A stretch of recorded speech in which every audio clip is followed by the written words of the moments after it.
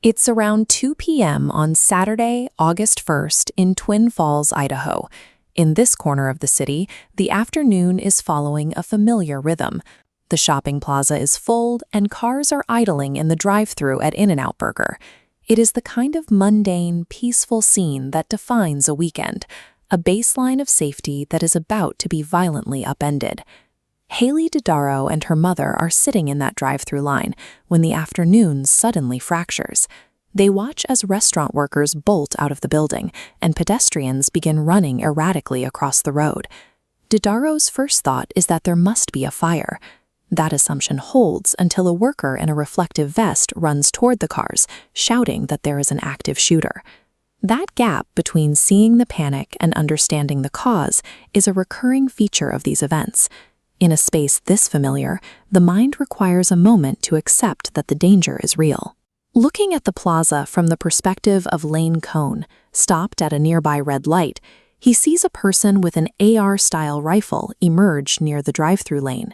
The shooter then fires at least 3 or 4 rounds into the surrounding area.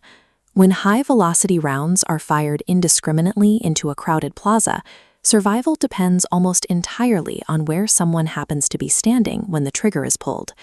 As the initial shots ring out, a bystander armed with a pistol begins returning fire. The suspect then moves away from the drive-thru, heading toward a white car parked nearby. Witnesses see the shooter, dressed in black, pop the trunk of the vehicle and reach inside, sparking fears of a heavier arsenal. This movement triggers a new wave of panic. Fearing the suspect is reaching for heavier weapons or more ammunition, witnesses flee the plaza entirely. For arriving first responders, these variables create a nightmare scenario.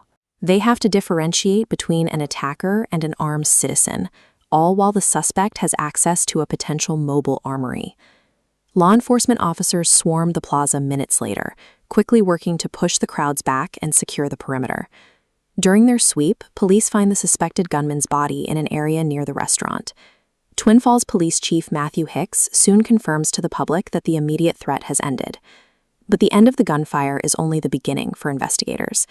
The scene immediately shifts to the slow, heavy task of treating the wounded and processing the evidence left behind. This was the final toll. 3 people dead and 7 others injured, some of them in critical condition. Authorities are not yet releasing the identities of the victims as they move through the mandatory process of contacting families. In the meantime, detectives are interviewing hundreds of people to confirm the shooter's identity, search for a motive, and determine if the gunman is among the 3 reported fatalities. This is the difficult reality of these tragedies. The area is often declared safe hours before the community has any real answers. The day began with a line of cars at a fast food window and ended as a major crime scene.